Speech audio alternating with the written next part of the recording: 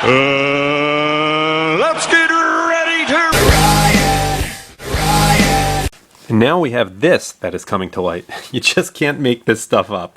Adam Jackson here with more coverage of the feral mob violence in Missouri that you're certainly not going to obtain from the so-called mainstream media. This one, the mainstream media is worse than just not covering it. It basically glorified something. But we are, of course, playing a bit of catch-up here since there was just so much to process from the last few days. And, of course, we had Thanksgiving. Even if the football games didn't turn out to really be all that good, we still have a lot to catch up on. Why should you know what I'm going to tell you? Because it's important to be aware of what really happened and have it imprinted in your memory, because it won't be long before the Democrats try to send a massive bill to taxpayer America for what the Obama base has done and generally rewrite the narrative.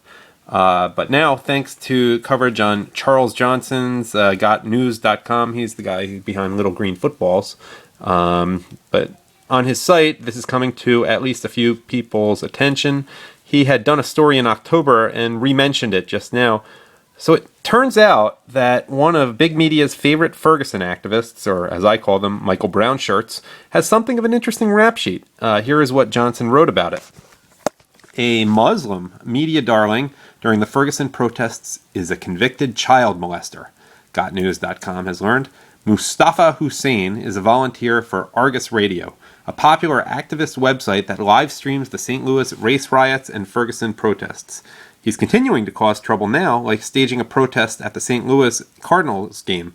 Again, this was in October, but there's been a lot since then involving this guy. Hussein, a.k.a. Theodore Barrett, he's apparently no relation to President Obama, by the way. Had to mention that. Hussein, a.k.a. Theodore Barrett, was previously convicted of child molestation in Iowa. His victim was under the age of 13.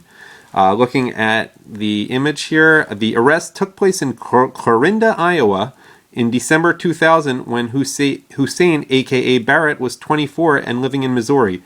The girl was 12. Interesting, the race listed for Hussein, a.k.a. Barrett, is American Indian or Alaskan Native.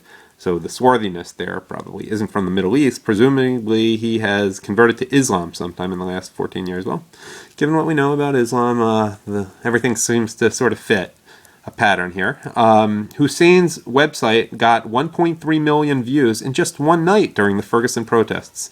He has been the subject of fawning, gushing profiles by NPR, The Washington Post, The Huffington Post, MSNBC, Bloomberg, and the St. Louis Post-Dispatch. Emily Chang interviewed Hussein on Bloomberg TV, and Michael Calderon wrote an extremely sympathetic profile in Where Else, the Huffington Post. And that profile included this. Argus Radio's Mustafa Hussein said, "Since Mike Brown's voice was taken from him, we are the voice of Mike Brown." I guess I should have used a more child molesting voice, but whatever. Hussein has claimed that he was harassed by the police as he was filming the Ferguson race riots. None other than the American Civil Liberties Union, ACLU, is suing on Hussein's behalf. Well, that figures.